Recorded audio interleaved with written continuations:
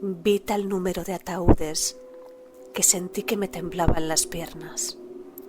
Superada la emoción, examiné lo mejor que pude a la luz de mi antorcha y vi que se hallaban allí las momias de personajes reales de ambos sexos. Me hice cargo de la situación con un gemido ahogado de emoción y me apresuré hacia el aire fresco. No fuera a desmayarme de emoción y aquel maravilloso trofeo, aún sin desvelar, se perdiera para la ciencia.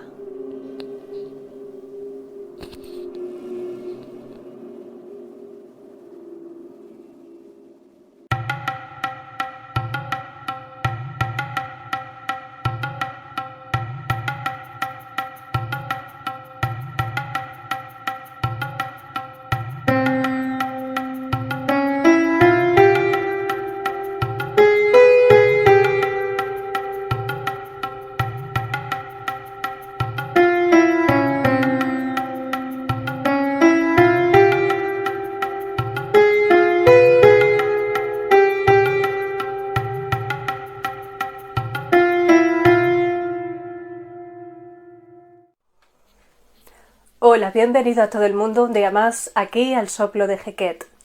Hoy vamos a hablar de un tema apasionante, que es el descubrimiento de este escondite, podríamos decir, escondrijo o cachet, denominada DB320. El DB hace referencia al lugar donde se encuentra ubicada, podríamos decir, esta cueva, esta oquedad, este escondrijo, que sería Deir el-Bahari.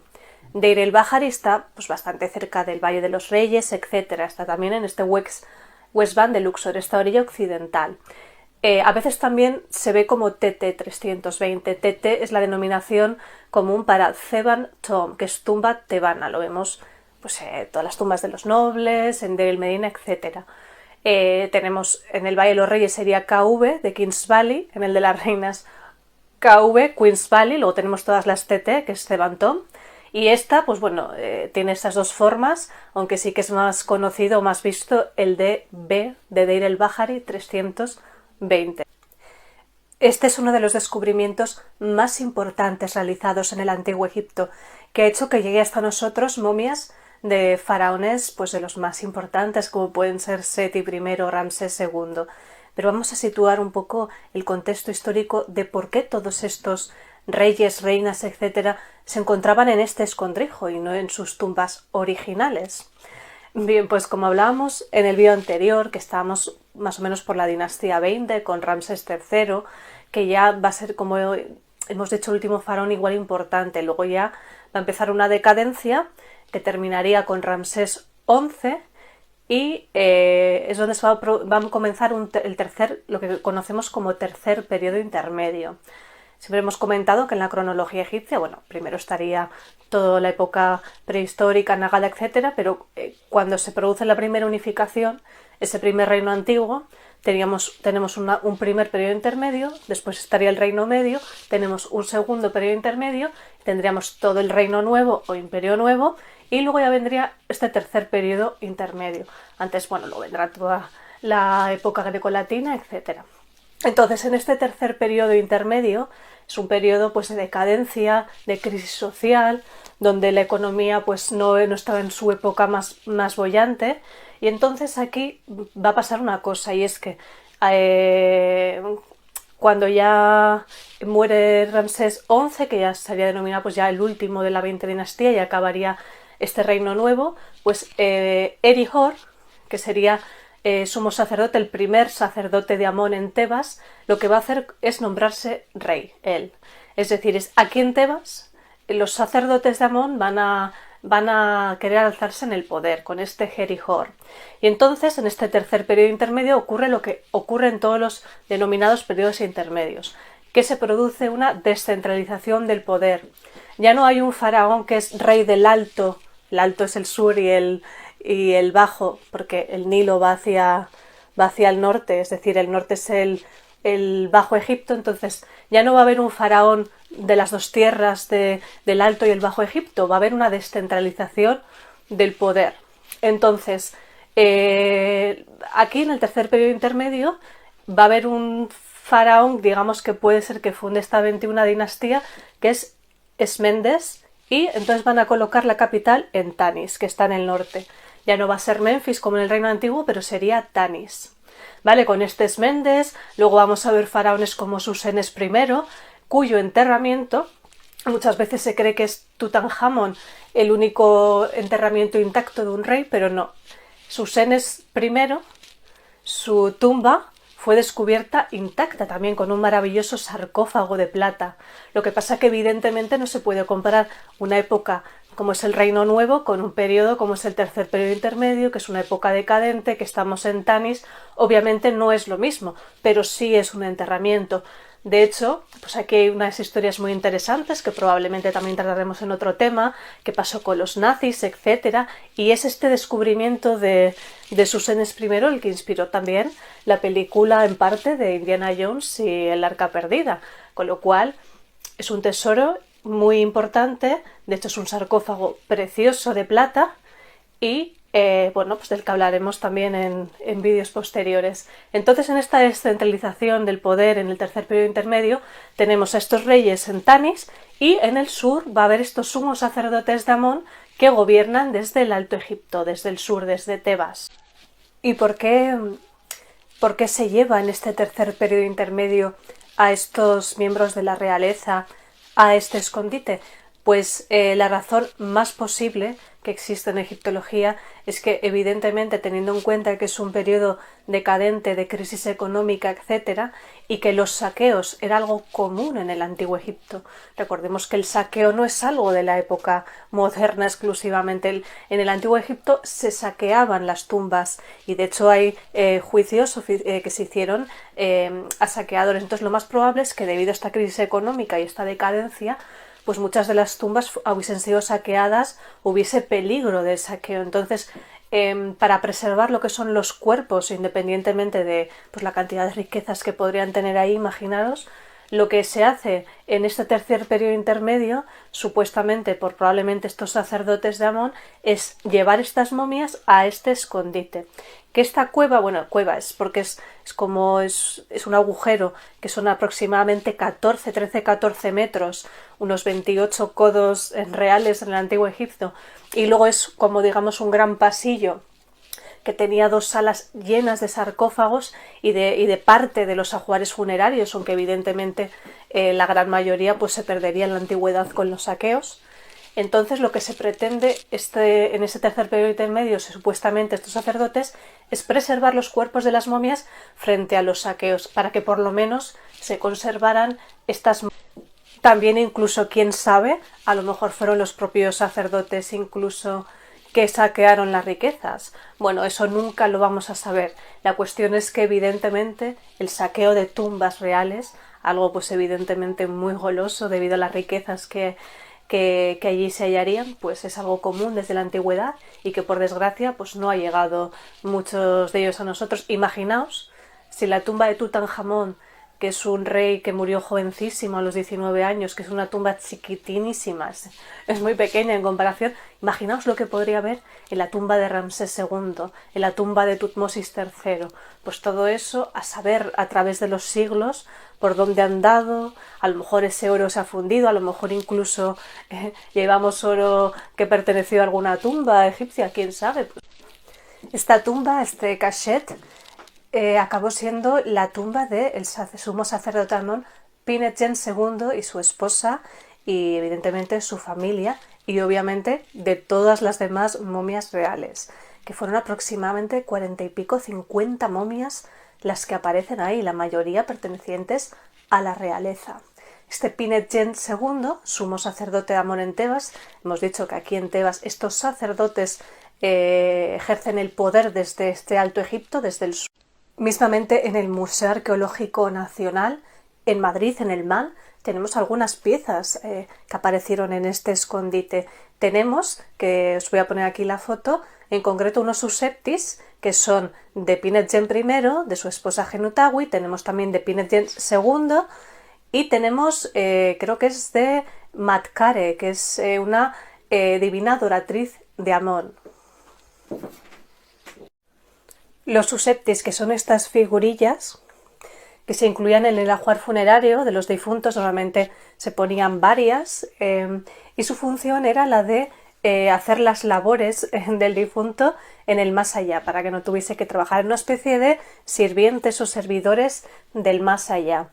Sí que es verdad, y lo hablaremos cuando hablemos de la época de las primeras de la primera dinastía, por ejemplo, en una época, durante un breve periodo de tiempo, se incluyeron lo que se piensa que pueden ser sacrificios humanos para servir a ese rey o a esa reina en el más allá, pero eso dura un periodo de tiempo muy escaso en la historia de Egipto.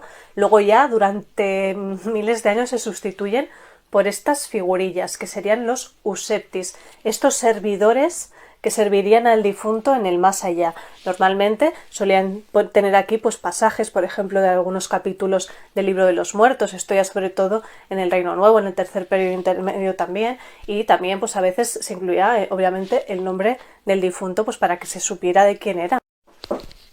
Y aquí está una muestra de lo que es la magia en el Antiguo Egipto, ese Eka. ¿Para qué necesitas tener un sacrificio humano o una persona que quiera morir si con estas figurillas las puedes devolver mágicamente a la vida? No necesitas que alguien muera, porque eres capaz de crear esa magia dotándole de vida a esta figura. Bien, ¿y cómo se produce el descubrimiento de esta cachette, de este escondrijo, de esta tumba? Pues vamos a situarnos en el 1800 y pico, siglo XIX. Por aquel entonces, Gastón Maspero, un egiptólogo francés, aunque sus padres eran italianos, pues toma un poco la cabeza del servicio de antigüedades que antes había estado con Auguste Mariette. De hecho, Auguste Mariette pues estuvo también enseñándole un poco pues todos los jeroglíficos y todo a Maspero. Pues Maspero estaría al frente ahora del servicio de antigüedades. Había ido a Egipto por primera vez también con una misión francesa, que luego acabó siendo la mítica IFAO, de la que hemos hablado, el Instituto Francés de Arqueología Oriental, que está trabajando en sitios tan importantes como Deir el Medina, y también pues contaba con amigos como por ejemplo Amelia Edwards, esta señora viajera maravillosa que tiene esta obra mitiquísima que es la de 1000 millas Nilo arriba, por ejemplo. Y bueno, pues luego también aquí aparecen personajes como Charles Wilbur, era un estadounidense, periodista, egiptólogo, y que, bueno, pues en Egipto, que por cierto, un dato curioso es que él tenía una dajabilla. Una dajabilla son estas embarcaciones típicas que hay en Egipto, con las que puedes ir por el Nilo, y que la tenía hecha como casa, con su librería, donde pues organizaba reuniones, que se llamaba las 7 Ators, esta dajabilla. Bueno, pues aquí empieza a llegar a oídos de Maspero que están apareciendo en el mercado negro piezas pues sospechosas pues por la calidad que tiene. Aparece un libro de los muertos de Pinochet II, pues aparecen diversos objetos que hacen sospechar que hay alguna tumba secreta, incluso real por ahí, que están apareciendo en el mercado negro diversos objetos. Entonces Maspero comienza una investigación, donde aquí también Wilbur pues se hace pasar como que es un comprador de piezas en el mercado negro, y empiezan un poco a indagar de dónde provienen esas piezas. Claro, aquí se produce algo interesante, y es que estos personajes obviamente conocían la lengua jeroglífica.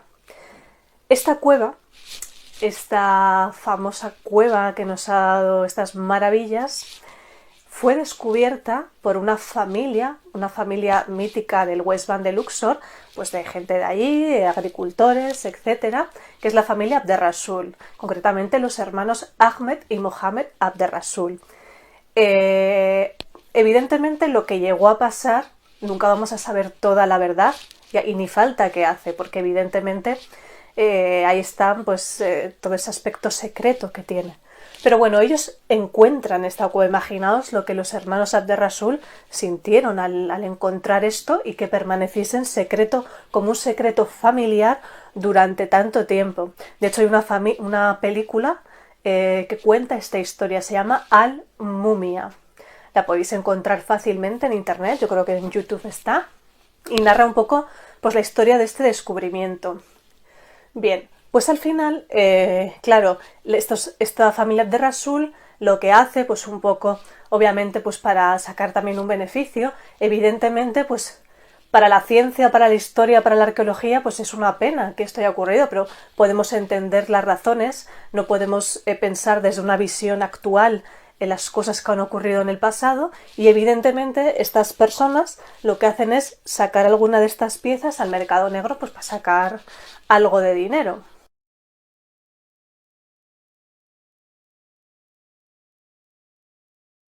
Pues en esta operación de investigación, en la que obviamente tanto Wilbur como Maspero conocen la lengua jeroglífica, pues al final les pillan. Claro, los Abderrasul también pues tendrían algún intermediario, pero al final dan con ellos.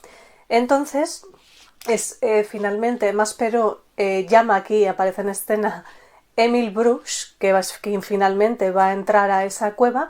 Emil Bruch era un egiptólogo alemán que también trabajaba para el Servicio de Antigüedades un poco desde el Cairo. Entonces, Maspero le llama para que venga, para que trabaje en esta investigación con él, y es el que cuando por fin dan con estos Abderrasul, con Ahmed y Mohamed y con la familia, pues les someten a un duro interrogatorio en los cuales se cuenta que uno de ellos acabó cojo. O sea, nos imaginaríamos cómo eran los interrogatorios. Evidentemente la familia Abderrasul consideraba ese descubrimiento como suyo, al final era una fuente también de ingresos y obviamente pues al principio es lógico que rehusasen a decirles dónde estaba el escondite.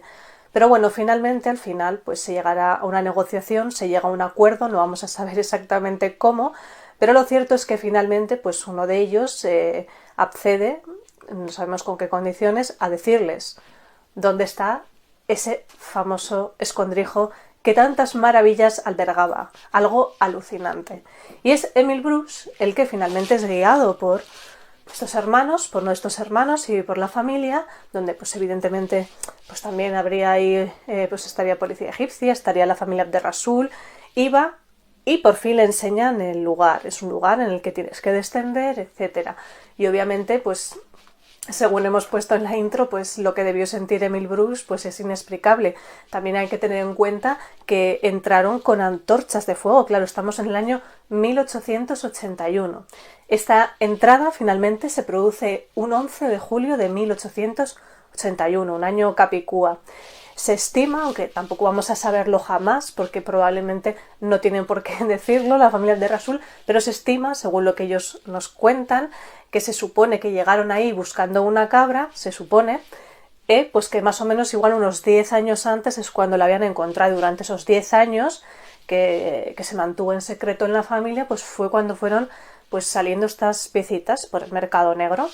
Entonces, este 11 de julio de 1881, Emil Bruch, guiado por los Abderrasul, entra por primera vez a esta cachette iluminado con la luz del fuego de una antorcha y descubre eso, pues casi le da algo. O sea, 50 momias, de las cuales la mayoría eran reales. Empezar a leer nombres como Ramsés II, Tutmosis III, Ahmes Nefertari, es decir, algo que debió ser una impresión alucinante. O sea, yo siempre pienso, bueno, Tutankamón realmente, claro, es una tumba de un rey, es una tumba intacta, y por muy manido que esté el tema, yo me imagino lo que debió sentir Howard Carter y es que me da algo. O sea, porque lo que puedes llegar a sentir es inexplicable.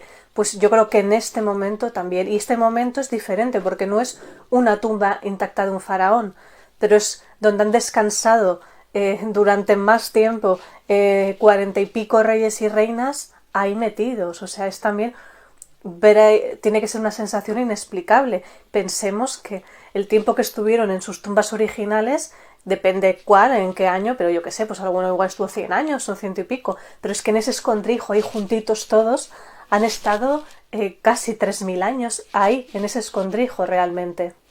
Todos. Tenemos desde Ahmes Nefertari, esa reina divinizada, esa hija de Ajotep, que Ajotep estaba enterrada en Dra o el Naga, pero aquí están Tetiseri, que es la madre de Ajotep, y luego está Ahmes Nefertari, con este sarcófago gigante. Es un sarcófago muy muy grande, que es el que salía en la portada del vídeo, y es pues alucinante tener a tantos reyes y reinas que vienen desde este final del segundo periodo intermedio, con el Sequenenrata, que también está, el marido de Ajotep, muerto y masacrado en batalla. Tenemos muchísimas, Ramsés I, II, III, Tutmosis I, bueno, es una pasada. Y en cuanto se produce pues esta entrada por Emil Bruce, evidentemente pues por las prisas, quizás por el miedo, que andaban por ahí pues la familia de Rasul, o que pudieran a lo mejor detenerles, lo que se hace es coger súper rápido, en cuestión de un día o dos, todos los sarcófagos y todos los objetos, embarcarlos y llevarlos al Cairo. Entonces aquí se produce algo pues nefasto para lo que es la arqueología y la ciencia, porque no se puede detallar cómo aparecieron, se puede hacer un estudio, no hay documentación, no hay dibujos, pero bueno, se cogieron, así se hicieron. Realmente las momias, lo interesante hubiese sido, claro, en sus tumbas originales ya habían sido saqueadas en la antigüedad, luego se producen daños también con la familia de Rasul, pues algunas les faltan piezas, pues igual alguna mano, que por ejemplo a Ahmes Nefertari le faltaba una mano, que probablemente se vendió en el mercado negro, y quién sabe, ahora igual hay alguien por ahí en el mundo que lo ha heredado igual de su abuelo, tiene en su casa la mano de la primera esposa del dios, la hija de Ajotep. Entonces, claro, al final es una pena, porque a través de tantos saqueos y tantos eventos que han vivido estas momias, pues se ha perdido muchísima información. Pero bueno, ahí las tenemos, que también eso da una información. Mejor es haberlo encontrado que a lo mejor nunca haber dado con ese escondrijo, o yo que sé, o que se hubiese hundido y nunca se hubiesen encontrado. Afortunadamente las tenemos. Las momias se embarcan muy muy rápidamente para el Cairo, y todos los objetos se van en un barco, donde, por cierto, como no tenían una denominación, había que poner qué llevaba el barco y no sabían, porque no había una denominación para momia, pusieron pescado seco o algo así. Bueno, entonces se llevan al Cairo, se llevan en un principio al Museo del Bulak, que era un museo pues del año 1850 se fundó. Es un museo, aquí tengo esta foto, que es en el Museo Bulak, que este es Eduard Toda, el español que descubrió la tumba de Senet Yemen, de Ir el Medina. Luego ya van al museo de toda la vida de la Plaza Tahrir, donde han estado pues 100 y pico años, donde el mítico de toda la vida, que si habéis ido a Egipto, habéis estado en el Museo Egipcio del Cairo, el de la Plaza Tahrir. Y luego está esa famosa, que supongo que, no sé si la habréis visto, seguramente os habréis enterado, esa famosa ceremonia. ¿Cuándo fue? Hace ya un par de años, 2 o 3, es que el tiempo, pues sí, yo creo que durante la pandemia, pues igual 2 o 3 años, se produce ese traslado de las momias reales que estaban en el Museo de la Plaza Tahrir al Museo de la Civilización Egipcia, con esa ceremonia majestuosa por las calles del Cairo, que iban cada una de las momias en su coche, que se hizo un desfile y que fue, la verdad es que muy guay, a mí me encantó. Pues ahora están en el Museo de la Civilización Egipcia, para que veáis la cantidad de museos que hay ahora para visitar, y está todavía pendiente de que se inaugure por fin el Gran Museo Egipcio, ese museo mastodóntico cerca de las pirámides de Giza, que lleva un tiempo supuestamente que se va a inaugurar, que yo creo que igual para el 2024 se inaugurará. Así que tenemos el de la Plaza Tahrir, está el de la Civilización Egipcia, que también es muy grande, es donde están ahora las momias, y luego pues estará el Gran Museo, dentro de poco esperemos. Pero bueno, así es como pues Emil Bruce embarca estas momias, van al Cairo, en el Cairo están desde entonces, aunque han cambiado ahora la ubicación.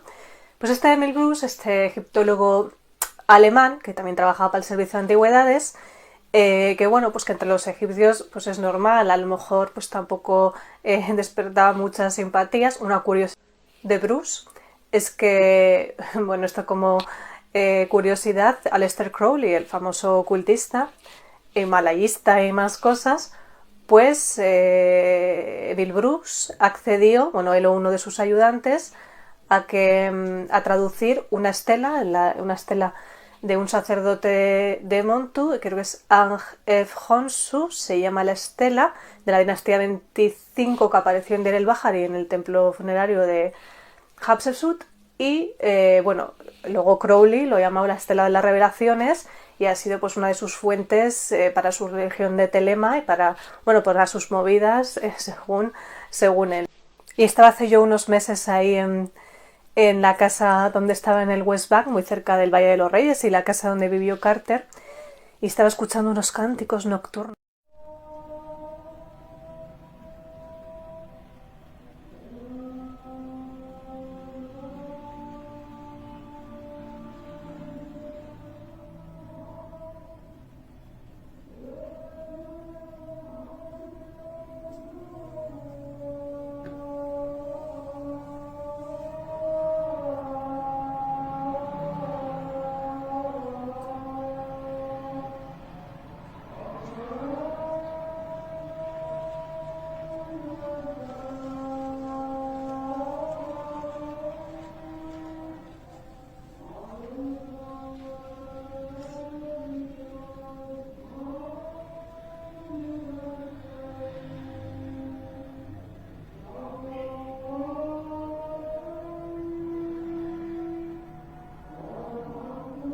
Bueno, además mi habitación estaba al lado de una mezquita, ya sabéis que se llama 5 veces la oración, y yo pensaba que era la oración, pero esas horas, y le pregunto a mis amigos egipcios y me dicen no, esto es porque ha muerto alguien en el barrio y son unos lamentos que se hacen durante 15 días, pues cuando alguien querido en el barrio fallece, se hacen esos cánticos, a mí me encantaban por la noche, de hecho los días que estuve ahí estuve escuchándoles todas las noches, y esto me lleva a pensar en que algunos relatos orales que nos hablan de esa situación nos hablan de que cuando esa embarcación va hacia el Cairo con esas momias, al pasar por diferentes puntos y pueblos de Egipto hasta que llegan al Cairo, pues se oían muchas veces esos lamentos de los egipcios del pueblo.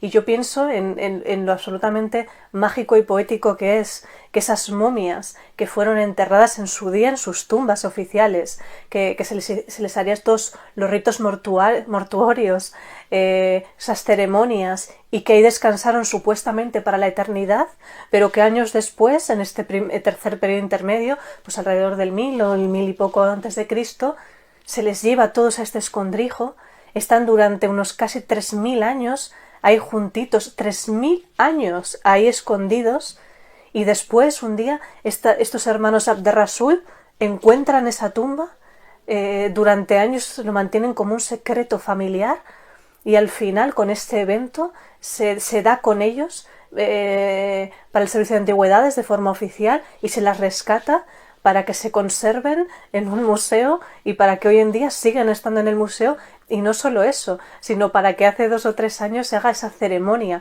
que yo me imagino, ¿cómo se van a imaginar estas personas, que fueron rey y reinas, pero personas de hace 3000 años o lo que sea, que 3000 años después iban a aparecer en la televisión, en un aparato llamado televisión alrededor del mundo, que ni se imaginarían lo que es eso, siendo transportados de un museo a otro? Y que todo el mundo pudiera ver eso. ¿Cómo iban a imaginar? En el fondo toda la historia me parece poética y me parece mágica, claro que sí, que de todo el viaje que estas momias han llevado desde que murieron y se les enterró en sus tumbas originales hasta hoy en día, con esa maravillosa ceremonia que se hizo retransmitida para todo el mundo y que ahora descansan, pues ahora en el Museo de la Civilización Egipcia. Durante muchos años estuvieron en el de la Plaza Tahrir. Bueno, y la familia Abderrasul, pues evidentemente sigue ahí. Yo conozco varios de sus miembros, sus descendientes. En el Rameseum hay una cafetería que la regentan personas de la familia Abderrasul, Nubi, que es hijo del niño aguador, de esa historia leyenda de la tumba de Tutankamón. Y bueno, yo además le contaba a Nubi, porque yo les conozco, hablando de la película de Al-Mumia, y me enseñaba, que me hizo mucha gracia, un clip que le habían mandado de un programa tipo el 50×15 en árabe, pues que la pregunta para ganar pues no sé cuánto dinero era sobre este evento, y la respuesta era los Abderrasul, y le hacía mucha ilusión. Pues bueno, pues con esta historia, que a mí me parece, la verdad es que me parece que tiene toda la esencia de ese periodo, de ese siglo XIX, de todo ese viaje que han llevado las momias, que me parece alucinante. Pues que todas esas momias pues estén ahí y sigan estando, pues a saber hasta cuándo estarán ahí. Estas momias de tantos reyes y reinas del antiguo Egipto, sobre todo de este reino nuevo, de este final también del segundo periodo intermedio, también había alguna anónima, estaba, cuando hablamos en el vídeo anterior, que por cierto aprovecho de decir que si no os habéis suscrito, suscribáis, hablábamos de Ramsés III y hablamos de esta conspiración del harem, de este hijo al que aparece sin nombre, que probablemente sea esta Pentawer que también aparece en este cachet, pues probablemente esos sacerdotes que metieron ahí las tumbas pues también se apiadarían de Pentawer en caso de que él sea, que parece que sí, y también le incluyeron ahí junto a su padre y junto a todos sus miembros de la realeza egipcia. Bueno, espero que os haya apasionado tanto como a mí esta historia, que a lo mejor ya la conocíais. Dadme un like si os ha gustado, podéis comentar, compartir y nos vemos, ya sabéis, muy pronto en un próximo vídeo con más historias apasionantes del antiguo Egipto. Nos vemos.